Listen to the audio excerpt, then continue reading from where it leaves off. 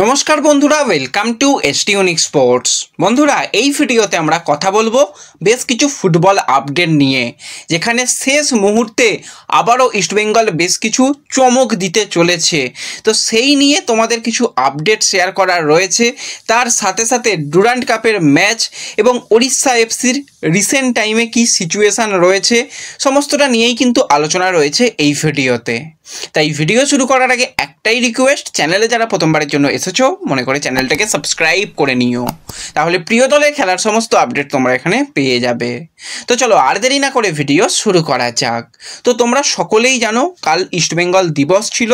সেখানে নানান রকম অনুষ্ঠান যেরকম ছিল, সেখানে আমরা ইস্টবেঙ্গলের রিজার্ভ টিমকেও দেখেছি, মহিলা দলকেও দেখেছি, সিনিয়র ফুটবলারদেরও দেখেছি এবং অনেক মানুষকে নানান রকম পুরস্কারে পুরস্কৃত করা হয়েছিল আমরা দেখেছি। তো আমি বারবারই বলছিলাম যে ইস্টবেঙ্গলের বর্তমান সময়ে ড্রেসিং রুমের পরিস্থিতি কিন্তু খুব ভালো। এটা যদি সারা বছর বজায় রাখা যায় তাহলে কিন্তু অবশ্যই ইস্টবেঙ্গল এই বছরে কিছু একটা করে দেখানো তাদের মধ্যে সমস্ত গুণাবলী রয়েছে। তো কালকেও যারা অনুষ্ঠান দেখেছো বা যারা লাইভ দেখেছো, যারা গিয়ে দেখেছো, সেখানে বেশ কিছু ঘটনা দেখবে। সেটা হচ্ছে সল ক্রেসপো। তো সল ক্রেসপো কিন্তু এই বছরে নিজেকে নতুন করে মেলে ধরছে। সল ক্রেসপো পুরো ড্রেসিং রুম, পুরো টিমটাকে নিজের হাতে লিড করছে সেটা বলা যায়। প্রত্যেকটা প্লেয়ারের সঙ্গে একটা দুর্দান্ত সম্পর্ক। সেখানে লালচং নুঙ্গা পিভি বিষ্ণুর সঙ্গে বেশ খুনসুটি, ইয়ার্কি, খোঁজমেজাজ, বিদেশি প্লেয়ারদের সঙ্গেও হাসি যেরকম চলে, কোচের সঙ্গেও সেগুলো কিন্তু চলছিল। তো ওভারঅল সল কিন্তু এই বছরে খুবই গুরুত্বপূর্ণ একজন কি প্লেয়ার হতে চলেছে। হ্যাঁ, সলের পজিশান, সলের খেলা নিয়ে হয়তো অনেক রকম কথা উঠতে পারে, কিন্তু সলের যে এবছরে মেন্টালিটি সেটা কিন্তু সত্যি আলাদা করে এবং সল সে নিজেও জানে তার উপরে প্রচুর প্রেসার রয়েছে। তাকে পারফরমেন্স তো ভালো করতেই হবে এবং তাকে উন্নতি করতে হবে, না হলে কিন্তু তার পরের সিজনে সে ইন্ডিয়াতে নাও থাকতে পারে। কারণ ইন্ডিয়া এমন একটা জায়গা যেখানে ফুটবল খেলার জন্য খুব ভালো পরিবেশ রয়েছে।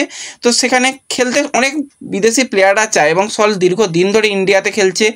দেখতে দেখতে ইস্টবেঙ্গলই তো 3টে সিজন হতে চলেছে, ওড়িশাতে তার আগে খেলেছে। তো ওভারঅল সল কিন্তু নিজেকে আরও ভালো করে তুলেছে এবং সবথেকে ভালো সে লিড করছে। এটাই দরকার ছিল। তো আশা করছি সেটা সারা বছর হবে। এবং এর সাথে সাথে ইস্টবেঙ্গল দিবসে অনেকেই শুভেচ্ছা বার্তা ইস্টবেঙ্গলকে পাঠিয়েছে। তো তার সাথে সাথে হিজাজি মাহের নিজস্ব সোশ্যাল মিডিয়াতে কিন্তু ইস্টবেঙ্গলের কালকে শুভেচ্ছা বার্তা ইস্টবেঙ্গলকে পাঠিয়েছে। হিজাজি মাহের ইস্টবেঙ্গলের সঙ্গে এই সিজনেও কন্ট্রাক্ট থাকলে সে কিন্তু কন্ট্রাক্ট খুব সম্ভবত তাদের টার্মিনেট হয়ে গেছে, নতুন ক্লাবে যোগদান করেছে, সেখানে প্র্যাকটিসও সে শুরু করে দিয়েছে। ইস্টবেঙ্গলের তরফ থেকে অফিসিয়াল অ্যানাউন্সমেন্ট আসেনি, কেন আসেনি জানি না। অ্যানাউন্সমেন্ট করে দেওয়া উচিত। সে আর ইস্টবেঙ্গলের প্লেয়ার নয়, অফিসিয়াল অ্যানাউন্সমেন্টের দিকে অনেকে তাকিয়ে থাকে। আমরা দেখেছি নিশু কুমারের ক্ষেত্রে সে জামশেদপুরে গিয়ে ম্যাচ খেলার পরে নিশু কুমারকে থ্যাংক ইউ পোস্ট দিয়েছিল। তো হিজাজি মাহেরকে থ্যাংক ইউ পোস্ট দিয়ে দেওয়া উচিত। তবুও হিজাজি মাহের যে ক্লাবটাকে কতটা ভালোবাসে, সমর্থকদের কতটা ভালোবাসে, কালকে তার সোশ্যাল মিডিয়াতে পোস্ট দেখে কিন্তু সত্যি খুব ভালো লাগলো। তো তোমাদের সঙ্গে শেয়ার করলাম, তোমরাও তোমাদের বন্ধুদের সঙ্গে সেগুলো শেয়ার করতে পারো। এবং কালকে একটা জঘন্য ঘটনা দেখতে পেলাম ইস্টবেঙ্গলের প্রতিষ্ঠা দিবস। সেখানে কোনো এক সবুজ মেরুন সমর্থক, তাকে কোনো ক্লাবের সমর্থক বলে তো আমি মনেই করি না, যে তার অপোনেন্ট ক্লাবকে অন্তত ন্যূনতম সম্মান করতে পারে না, সে কোনো ফুটবলের সমর্থক হতেই পারে না। সে নানান রকম বাজে জিনিস ঘটিয়েছিল। তারপর সেই নিয়ে সারা দিন সোশ্যাল মিডিয়াতে এই নিয়ে কথাবার্তা হয়। আমাকে অনেকে সোশ্যাল মিডিয়াতে মেসেজ করেছিল যে দাদা তুমি এই বিষয় নিয়ে কিছু বলো। আরে কি বলবো, এরকম ময়দানে কিছু কিছু ল্যাজওয়ালা হনুমান থাকে। তো হনুমানদের কোনো দিনই বুদ্ধি হয় না, তো এদেরও কোনো দিন বুদ্ধি হবে না। এরা মাঠে যায়, গিয়ে ম্যাচ শেষে মানে ওই রকম মারামারি করে, তারপর যে ঘটনাগুলো ঘটিয়েছিল সেগুলো করে, ইত্যাদি ইত্যাদিগুলো করে। তারপর অনেক রকমই কালকে পদক্ষেপও নেওয়া হয়েছে। শেষের দিকে নাকি সে ক্ষমাও চেয়েছিল, সেরকম একটা পোস্টও দেখেছিলাম। তার পরবর্তী সময় আজকে সকাল থেকে সেটা আবার দেখতে পাচ্ছি না। তো যাই হোক, এই সমস্ত ল্যাজওয়ালা হনুমানদের কথা বাদ দাও। তো ইস্টবেঙ্গলের জায়গাতে থাকবে, মোহনবাগানের জায়গায় থাকবে, মোহামেডানের জায়গায় থাকবে। ক্লাব আর ফ্র্যাঞ্চাইজির মধ্যে কি তফাৎ সেটা একটুখানি ওড়িশার দিকে কান পাতো। ওড়িশা এখন সলিড কেস খেয়েছে, এটা বলতেই হয়। আর রোহন শর্মা কি এটা কি কিছুদিন আগে তো ইস্টবেঙ্গলকে নিয়ে এত রকমের ট্রোল করা, এত রকমের কিছু করা, আজকে কি হলো? কি অবস্থা তোমাদের? প্লেয়ারদের স্যালারি তোমরা দেবে না বলছো, কোচ সাপোর্ট স্টাফদের স্যালারি বন্ধ করে দেবে, কি ব্যাপার? ক্লাব তো বন্ধ করবে না সেটুকু জানি, ক্লাব বন্ধ হবে না, কারণ সেখান থেকে মোটা টাকা ইনকাম তোমাদের হয়, কারণ সরকারি অনেক সুবিধা তোমরা পাও। তো কি ব্যাপার, সলিড কেস খেয়ে গেছো? তো খুবই খারাপ লাগছে ওড়িশার সেই সমস্ত সাপোর্ট স্টাফদের জন্য, সেই সমস্ত প্লেয়ারদের জন্য যাদের স্যালারি 5 তারিখ থেকে বন্ধ হতে চলেছে।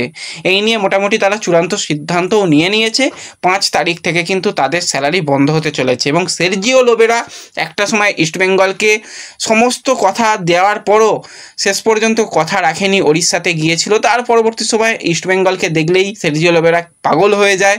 সের্জিও লোবেরাও কিন্তু এবার হাতে হারিকেনের মতন অবস্থা হয়ে গেছে, সেও কিন্তু আর সঠিক টাকা পাবে না। কেমন লাগছে ওড়িশা একটুখানি রোহন শর্মা এসে কমেন্টে জানিয়েছেও।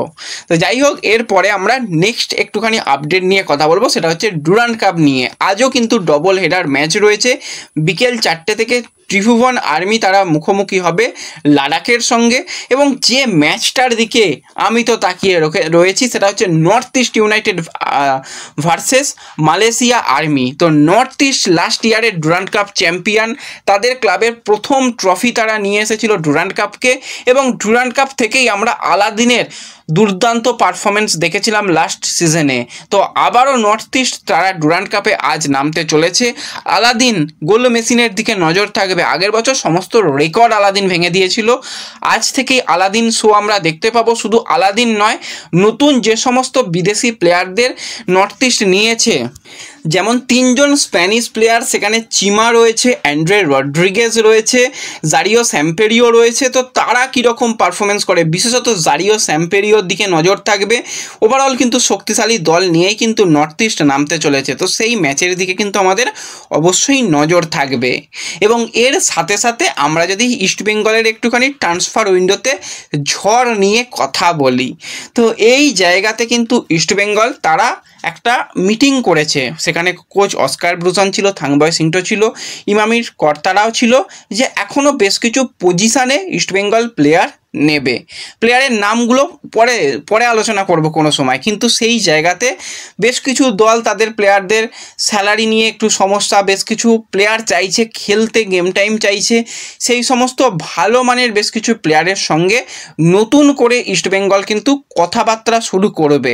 আর তোমরা সবাই জানো যে কন্ট্রাক্টেড প্লেয়ারদের নিতে গেলে ট্রান্সফার উইন্ডোর মধ্যেই নিতে হয়, তো সেক্ষেত্রে হাতে সময় কম। এই মাসটা খুবই ইম্পর্টেন্ট, কারণ 31 তারিখে গিয়ে ট্রান্সফার উইন্ডো ক্লোজ হয়ে যাবে। তো এই মুহূর্তে কিন্তু চেষ্টা চালাবে সিংটো এবং তার পুরোপুরি টিম যে কোনো মুহূর্তে যে কোনো ভালো মানের প্লেয়ারকে দলে নিয়ে সাপ্লাই লাইনকে বাড়ানো, কিছু ইউথ প্লেয়ারকেও আমরা দেখতে পাবো, সঙ্গে বেশ কিছু সিনিয়র প্লেয়ার আইএসএল দলের জন্য এবং রিজার্ভ টিমের জন্য কিছু প্লেয়ারকে ইস্টবেঙ্গল নিতে চলেছে বলেই খবর বেরিয়ে আসছে। নাম পরবর্তী সময় অবশ্যই বেরিয়ে আসবে, সেগুলো তোমাদের সঙ্গে শেয়ার করে দেব।